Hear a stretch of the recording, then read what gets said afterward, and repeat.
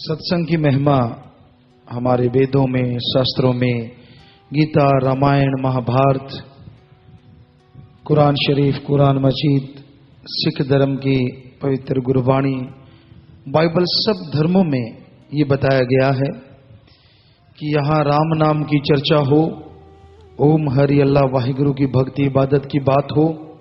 इस घोर कलयुग में जीवों का आके बैठना मुश्किल होगा, लेकिन जो बैठेंगे उनके कर्म बनेंगे और जो सुन के अमल करेंगे वो अपने भाग्य बदल सकते हैं।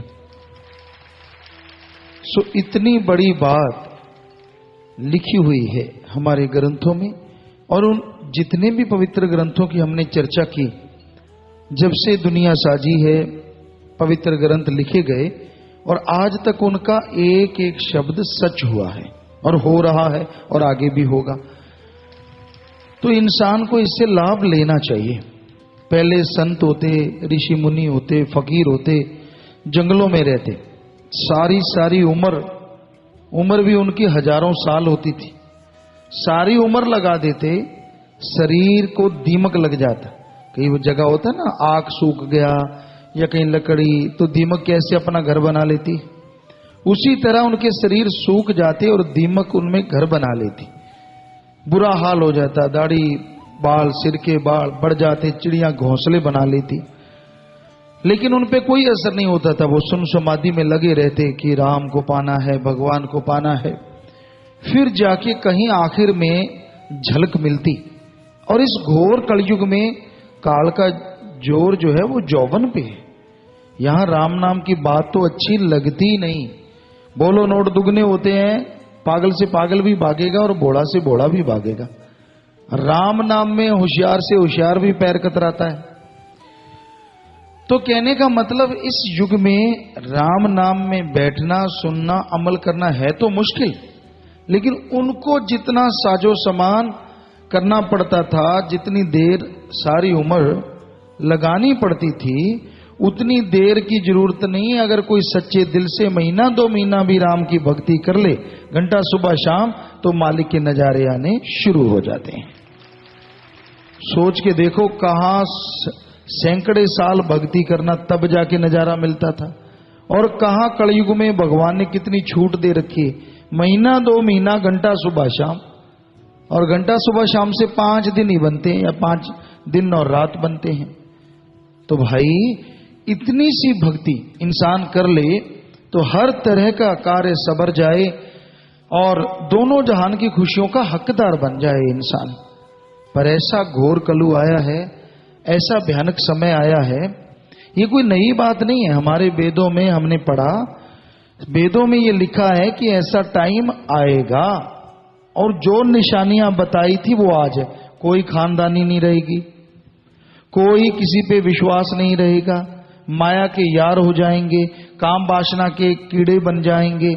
राम नाम नहीं, चुगली, निंदा, बुरे बुरे कामों में टाइम लगाना अच्छा समझेंगे और राम नाम से पैर खिसकाएंगे। तो आज क्या ऐसा कलयुग आ नहीं गया? आप देखो, किस पे यकीन कर सकते हो? पैसे देके देखो, दुश्मन बनाना है।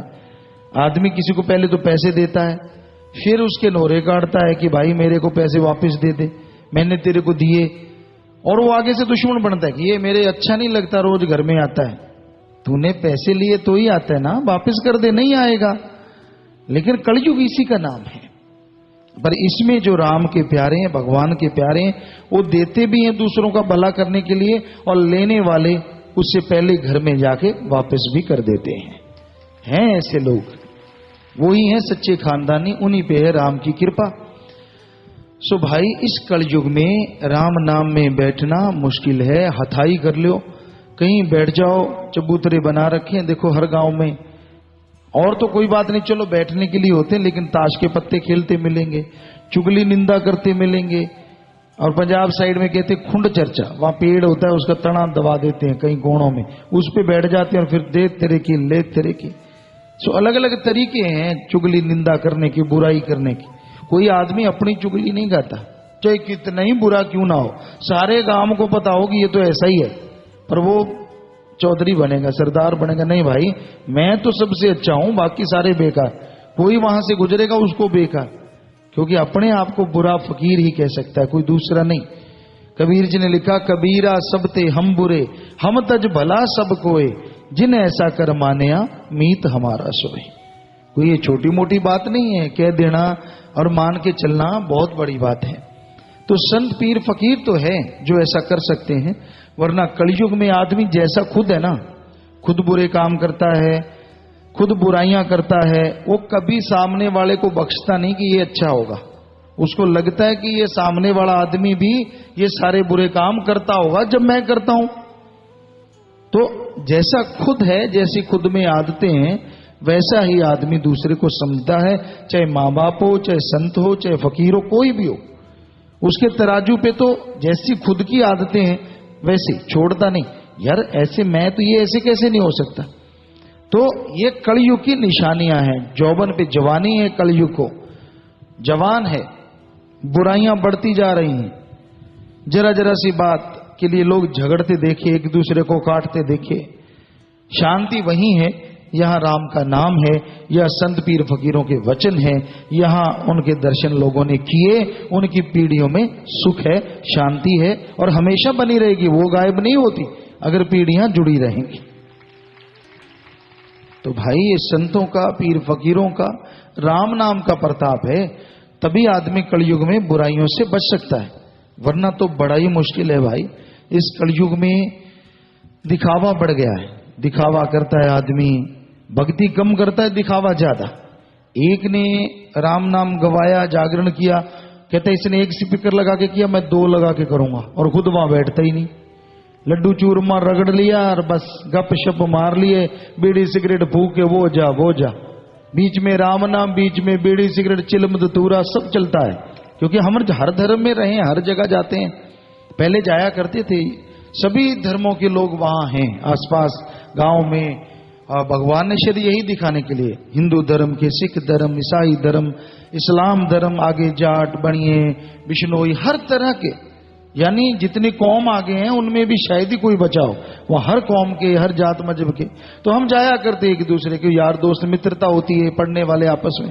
तो हम ये देखते यार ये राम नाम हो रहा है, चूरमा ठोक लियो, सिगरेट, हुक्का और चिलम खा पी के क्यों हो के शरीर बना रहे हैं, फिर गाएंगे। ले बताओ, ऐसे शरीर बना के राम जी आ जाएंगे। वो देख नहीं रहा कि इतना नशा कर रहा है तो राम क्या लेने आएगा वहां। और खाने के लिए ज्यादा जाते हैं, बच्चे इकट्ठे होके आते हैं, आज उनके है चूरमा बनेगा, ठोक के आएंगे। तो उसमें राम नाम तो कहीं है ही नहीं, खाने पीने के यार हो गए, भगवान का तो कोई कोई है। तो घर में बैठे इससे अच्छा नहीं कि राम नाम जप लो, भगवान का नाम ले लो, कम से कम खर्चा भी नहीं आएगा।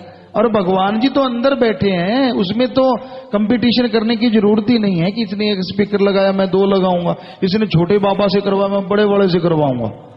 छोटा एक बीड़ी पीता, बड़ा सिगरेट या चिलम पिएगा। तो ऐसा हमने होते देखा है, आपके तो पता नहीं एरिया में क्या होता है, क्यों भाई अब जाना आना वैसे मुश्किल हो जाता है रातों को कि वहां आके देखें क्या चल रहा है। लेकिन पहले ऐसा चलता था, बहुत ज्यादा हमने देखा है।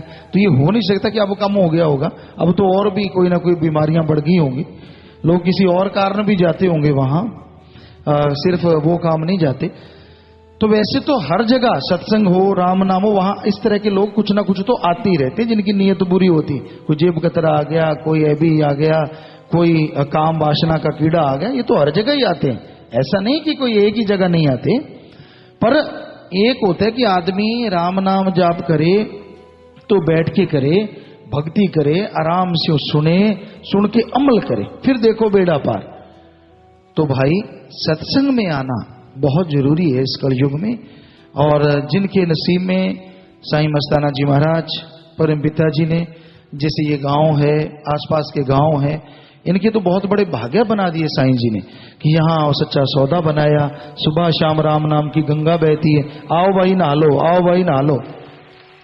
पर लगता है कि ये तो नहर का पानी है, क्योंकि दूर वाले को गंगा गंगा नजर आती है, जो पास वाले वहीं टट्टी पेशाब जाके हाथ धोते हैं कि गंगा जी से धो के आए हम।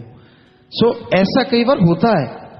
पर भाई ऐसा नहीं कि सारे ऐसे, बहुत सारे गांव वाले हम देखते हैं, नौजवान, बुजुर्ग, माता, बहनें, बच्चे, सब लोग वहां जाते हैं, रोजाना ही कोई ना कोई वहां बैठे होते हैं और हमारी निगाह में होते हैं कि भाई अच्छा ये गांव वाले आ गए, वो गांव वाले आ गए, तो सारे एक जैसे नहीं। पर हमारा कहने का मतलब जितना गांव को, आसपास के एरिया को फायदा उठाना चाहिए, मस्ताना जी महाराज ने बनाया जिनके लिए, उतना तो नहीं उठाते कि सारा गांव जाए जी, कि आधा भाई आप सुबह चलते हैं, आधा शाम को। क्योंकि उस एरिया में हमने देखा माता बहने राम नाम की चर्चा करते, तब हम सेक्रेटरी हुआ करते, आज भंगीदास कहते हैं। तो खोथा वाली गांव पड़ता है, बींज वायला, जहां जाट बिश्नोई सभी, सूरा वाली पास में गांव है, वहां जाट बिश्नोई, तो ऐसे सभी। तो जब हम नाम चर्चा करती तो बहने बिश्नोई जाट सब ऐसे टोले बांध बांध के आते कि चलो भाई 20 बहनें आ रही हैं, 20 पीछे आ रही हैं, भाई अलग आ रहे हैं, तो सारे आके नाम चर्चा सुनते, बड़ा इकट्ठ होता। तो बड़ी खुशी होती कि भाई हर धर्म का ये है राम नाम, तो हर धर्म वाले आ रहे हैं। तो हम इन गांव वालों से भी ये प्रार्थना कर सकते हैं, भाई हुक्म तो हम क्या दें कि आप भी ऐसे टोले बांध बांध के आया करो, आपका घर है, राम नाम सुना करो और जिंदगी में खुशियां भर जाएं, सारे गम चिंताएं दूर हो जाएं, परेशानियां दूर हो जाएं। जब साईं जी ने इतने वचन कर रखे हैं तो आप उसका फायदा उठाओ। साईं जी ने ही परमपिता जी को बनाया और उन्होंने आगे हमें नवाजा और वचन तक कर दिए, हम थे हम हैं हम रहे।